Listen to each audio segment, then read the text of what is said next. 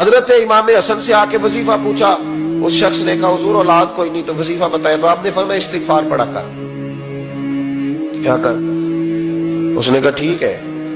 تو حضور پھر میں دوبارہ کعبہ ہوں تو امام حسن کہنے لگے بے اولاد ہے نا تو استغفار کا وظیفہ بتایا نا؟ کہا ہاں۔ فرمانے لگے اب اس وقت آنا جب اللہ تجھے 10 بیٹے عطا کرے گا۔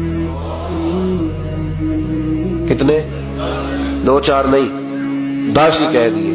تو حضرت امیر معاویہ رضی اللہ تعالیٰ دیکھا، کہنے لگے حسن اتنا بڑا دعویٰ؟ آپ فرمانے لگے میں نے کہہ دیا نا تو اللہ فضل کرے گا، ہاں ہاں اللہ خیر کرے گا، خیر ہو جائے گی۔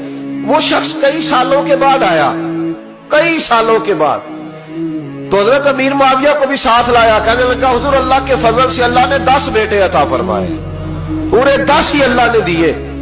تو حضرت امیر معاویہ کہنے لگے جناب بات تو آپ کی سچی ہو گئی، پر مجھے بھی بتائیے وظیفہ کہاں سے لیا؟ فرمانے لگے قرآن پاک سے، سورہ نوح کی 10 11 12 آیت پڑھو۔ اللہ فرماتے ہیں تم استغفار پڑھو، میں تمہاری بیٹوں سے بھی مدد کروں گا، مالوں سے بھی مدد کروں گا۔